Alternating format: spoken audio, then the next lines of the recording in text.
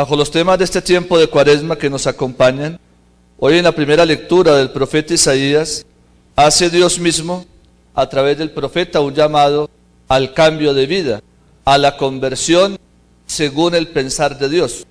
Y la conversión según el pensamiento del Señor incluye varias realidades. La primera es sentir la necesidad de purificarse, lo cual quiere decir que el pecado nos mancha y nos contamina, nos hace perder la pureza original que hemos recibido de Dios al crearnos. ¿Cómo se obtiene esa purificación? Dice Dios mismo: dejen de obrar el mal y aprendan a obrar el bien. Es un camino de ida y regreso. Hoy por hoy hay quienes piensan que es suficiente con nunca hacerle mal a nadie, y eso no es suficiente para salvarse, eso no es suficiente para agradar a Dios. Además de apartarse del mal, hay que comenzar a practicar el bien.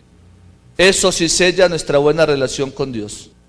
Porque hay gente que nunca le hace mal a nadie, pero tampoco le hace bien a nadie, y son como impasibles en su vida cristiana y en sus relaciones comunitarias. El cristiano tiene que esforzarse por abandonar los malos caminos, pero comenzar a practicar las obras de caridad, como en estos días ha pasado en la liturgia.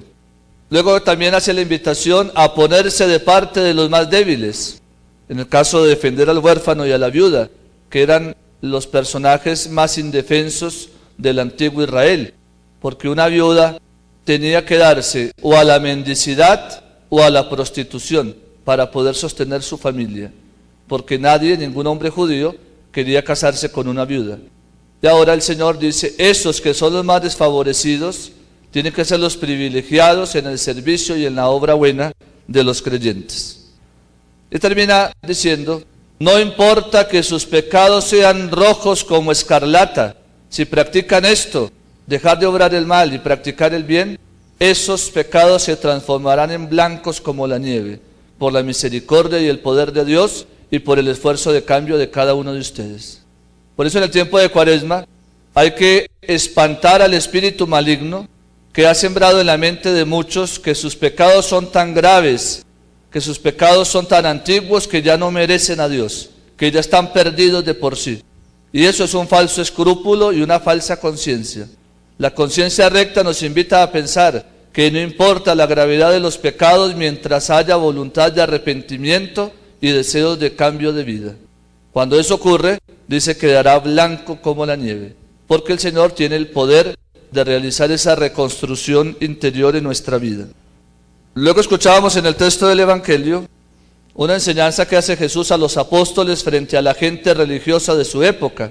Está hablando de dos clases que eran los escribas y los fariseos, hombres religiosos, estudiosos de la ley, pero que habían entendido que era más un privilegio y una posición social y no un servicio de fe a su pueblo. Entonces describe el Señor todos los errores que cometen: aparentar, estar en los primeros puestos, lucir hermosos trajes, porque el traje de un escriba, de un fariseo, según los adornos que tuviera, hablaba del prestigio que tenía ese maestro o de la acogida que tenía en medio de la comunidad. Era algo así parecido a las capas que usan las tunas. Entre más medallas tienen es porque han participado en más concursos. Así eran más o menos esos ornamentos de estos escribas y fariseos. Pero esa denuncia exterior no es tan grave. La que es más grave es la denuncia interior. Ellos amarran cargas pesadas a sus fieles, pero ellos no son capaces de empujar con un dedo. Es muy fácil exigirle al otro, pero ser laxo y permisivo conmigo. Y esto era lo que estaban practicando los fariseos. Entonces les da esta sentencia que aplica muy bien para cualquier época de la historia. Hagan lo que ellos dicen, pero no hagan lo que ellos hacen, porque ellos no hacen lo que dicen.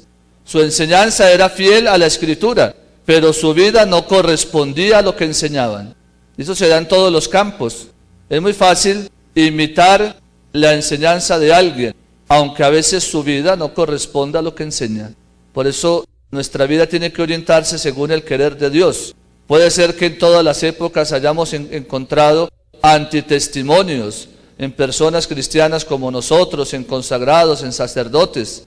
La Iglesia ha tenido épocas muy oscuras en sus mandatarios, incluyendo los papas, pero la Iglesia, llevada por el Espíritu, se va purificando, va alcanzando la conversión.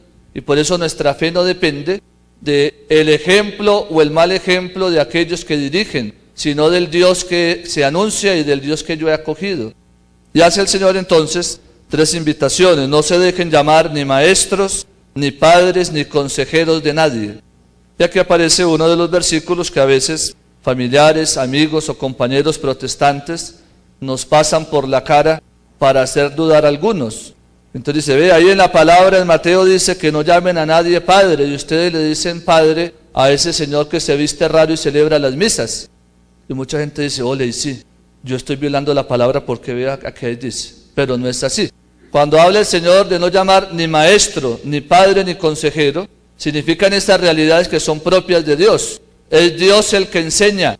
Por eso ustedes no han cometido pecado, porque en sus colegios le decían el maestro fulano. Era un profesor de ciencia, pero de su maestría no dependía su vida. Él enseñaba ese aspecto del conocimiento, pero no enseñaba para la vida. El que enseña para la vida es el Señor. Cuando ustedes le dicen padre a un sacerdote, no piensan que su vida depende de Él, que ustedes fueron creados por Él. Entienden una paternidad espiritual, pero también sería bueno que ustedes llamen padre a aquel sacerdote del cual ustedes han bebido algo a nivel espiritual, porque se han confesado con él, porque le han escuchado una misa, porque han recibido un sacramento con él. Eso incluye paternidad espiritual. Y también ser consejero es recibir luces para tomar decisiones, las cuales vienen únicamente y en forma plena de lo que Dios mismo es. El consejo espiritual que brota de la palabra. Y los estados tienen consejeros para la paz, consejeros en algún colegio para orientar a los muchachos, un psicólogo, consejero u orientador. Y no por eso pecamos porque les decimos consejeros. Ellos orientan para corregir el comportamiento, pero el Espíritu de Dios orienta para agradar a Dios. Hoy tenemos que pedirle al Señor que Él nos conceda la gracia de recuperar esta virtud, la humildad. El que se humilla será enaltecido.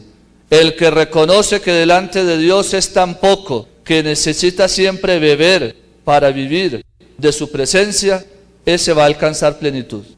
Ese aspecto de humillación delante del Señor es lo que nos va a permitir construir una auténtica conversión y agradar al Señor con nuestros pensamientos y con nuestros actos.